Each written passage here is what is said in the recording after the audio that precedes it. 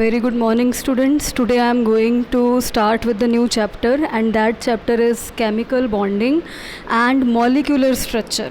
Right, as the name is here, chemical bonding and molecular structure, how these are correlated with one another.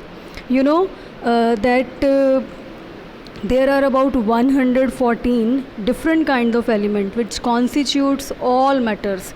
It is well known fact that except for noble gases, no other element exists as independent atoms under ordinary conditions. Most of these atoms exist as molecules, which are cluster or aggregates of atom of same or different elements having a distinct existence and its own characteristics properties. So there are also a large number of compounds which do not contain discrete molecules. Instead of molecules, they are made up of ions arranged in three-dimensional pattern. Thus we observe that the atoms combine in different ways and form a variety of molecules. So the existence of large number of molecules or compound raises many questions. Which questions can be? Firstly, why do atoms combine? This comes to our mind. Why do certain atoms combine whereas other do not? Every atom will not combine with another atom. What is the nature of the forces which hold the atoms together in a molecule? Why do atoms have fixed combining capacity? Why do molecules possess definite shapes? So in this unit we are going to discuss about our stress mainly will be on the nature of the links, bonds between the atoms and the forces which make such linkage or bonds possible. So matter is made up of different elements. It's well known fact. And the two atoms which will be combined with one another, there will be one attractive force which will help to do so, and that force will be termed as chemical bond. So you can say the attractive force which holds together the constituent particles, and constituent particles can be atom, can be ion, can be molecule, in a chemical species is known as chemical bond, as it is written here. Fine. So why do atoms combine? We know very well atoms combine in order to complete their octet, complete their valencies. This is the reason, that's why they combine with one another. So let's see what is next. Atoms combine with one another. This is a well-known fact, and you have read in the previous chapter also.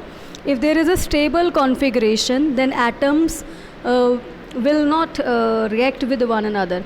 But if there is unstable configuration, then definitely they will make bond with one another, right? So this we have already done. So what is the cause of chemical combination? The tendency or urge of atoms of various elements to attain stable configuration. This is a cause. To attain stable configuration is a cause of chemical bond, right? It is a cause of chemical bond. So principle of attaining maximum of 8 electron in the valence shell of atoms is called octet rule. So let's see what is octet rule here. This is an approach to the chemical bonding. As per electronic theory of chemical bonding, atoms combine to attain noble gas configuration. Means they should have this 288, or if you are talking about the subshell, then in P 6 must be there, and D 10 must be there, and S2 must be there. Only then they can attain the octet rule. They can go through the octet rule, right? So they can make the chemical bond by different ways. We are going to discuss here the covalent bond. Covalent bond, when two or more atoms share electron pair, they are said to be covalently bonded, right? When two or more atoms share electron pairs, then they are said to be covalently bonded atoms. So you can see here, firstly we need to draw the Lewis structure. You all are familiar with this term. Lewis structure is what? Suppose there is lithium, the electronic configuration for lithium 2 and 1, right? So 1 is, or you can write it as 1s2, 2s1. So 1 is the electron which is present in its valence shell. So you will write here, you will draw here 1 dot. This is 1 dot. This is Lewis representation in which you will represent the valence number of electron with the dots around it. Same way you can consider here an example of sodium whose atomic number is 11. If you write its configuration 1s2, 2s2, 2p6 and 3s1.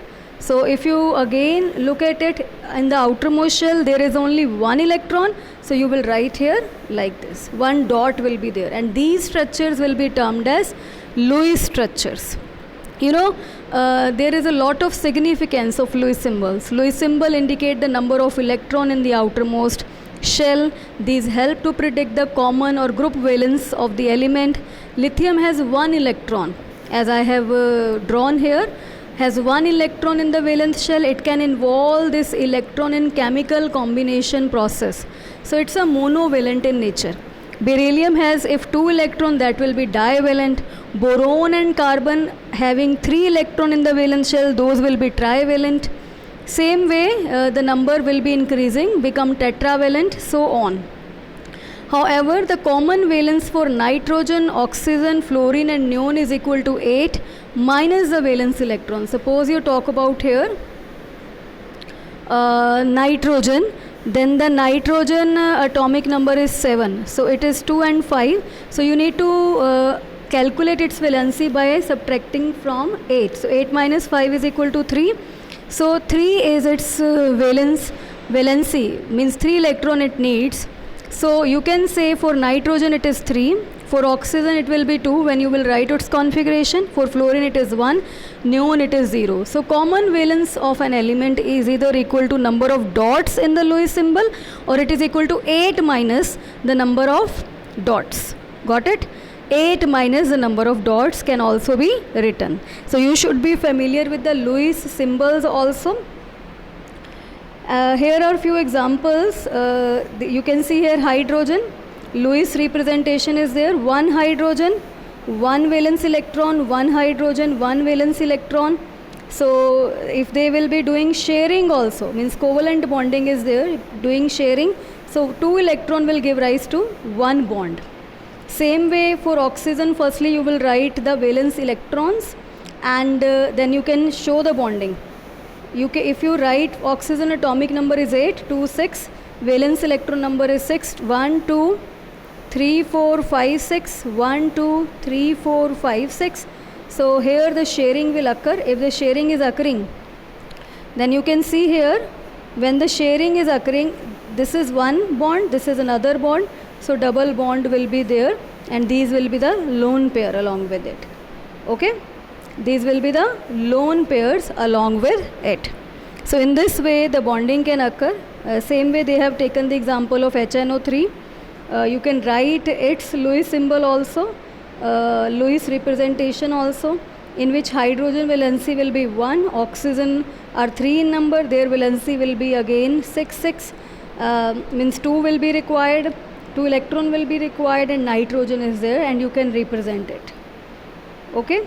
So who will gain the electron will get negatively charged, who will give the electron, donate the electron will become positively charged. So after this, let's discuss the formal charge, which is a very, very important topic of this chapter. Beta, you all have to go through the ionic bond and covalent bond both. Covalent bond is formed by sharing of electron. You have discussed this in your 10th class. And even ionic bond also you have discussed. Lewis representations we have done. Now how to calculate the formal charge. But before calculating, you should know what it is. Formal charge of an atom in a polyatomic ion is defined as the difference. This is a difference between the number of valence electron, in an isolated or free atom, and the number of electron assigned to that atom in a Lewis structure. As I have just defined it, but you can write the formula. It is total number of valence electron in the free atom minus total number of lone pair of electron minus 1/2 total number of bonding electron. Bonding means which are shared. Suppose I am having O3.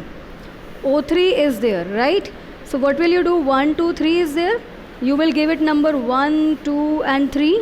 Firstly, you will draw its Lewis structure. After drawing the Lewis structure, what you will do? You will find the number of valence electron on O1. I am just calculating on 1 here. Okay. So on oxygen number 1, the number of valence electron will be 6. Obviously it should be 6, because when you write the configuration it come out to be 2, 6. Okay, minus you need to write the total number of non-bonding lone pair. So that is equal to how many lone pair electrons are there? 2. So it should be 2 here, and after that there is 1/2. Here you will be writing 2. Okay, then after that total number of bonding electron, you can see how many bonds are there with it. 1, 2 and this is 3. 1 bond is equal to 2 electron, 3 bond is equal to 6 electrons. So we have filled here 6. You just solve it, you will get the answer 1. I am just drawing here once for you. This is ozone, and you will be having here 1, 2, 3, 4, 5, 6. 1, 2, 3, 4, 5, 6. Then 1, 2, 3, 4, right? 1, 2, 3, 4 and 5, 6. Let's see what we can do here. So this is the double bond is there. 2, this 2, 4, 5, 6, 7, 8. Valency is completed. 2, 4, 5, 6, 7, 8 means their valency is completed. Now left this, we need to complete only its valency. So what it will be? So here will be formation of coordinate covalent bond, right? It is this bond, these electrons are with it also, and these will be donated to this also. So it will become negatively charged, it will become positively charged. So there will be one bond between 2 oxygens. So if you want to find number of valence electron at number 1, number of valence electron at number 1 will be, it will be 6 actually for oxygen, minus, then you will write total number of non-bonding here are 2, minus 1/2 into, you will calculate the total number of bonding electrons, in it. You can calculate 2, 4 means 1 bond 2 electron, 2, 4 and 2, 6. So you just solve it, you will get the answer 6 minus 2 minus 3. So 6 minus 5 is equal to 1. This is the value for the formal charge, plus 1. This is the value for the formal charge on oxygen 1. Means you can easily calculate. Sometimes you get confused at where you need to write positive, where you need to write negative. Then you can easily calculate along with it if you know the formula. Same way, if you want to calculate for oxygen number 2, right? If you come once again here, this is oxygen number 2. Just once again calculate the number of valence electron, that will remain 6, minus, again you need to calculate the number of lone pairs, the number of non-bonding electron, non-pair electron in it. It is equal to 2 and 2. It will be 4 here. So you will be writing 4 minus 1/2. How many bonding are there? 2, 4, bonding only 4.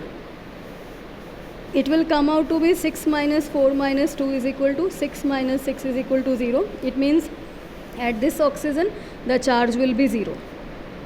Okay. Same way you can calculate for third number oxygen also. So in this way it will be easy for you to calculate the formal charge.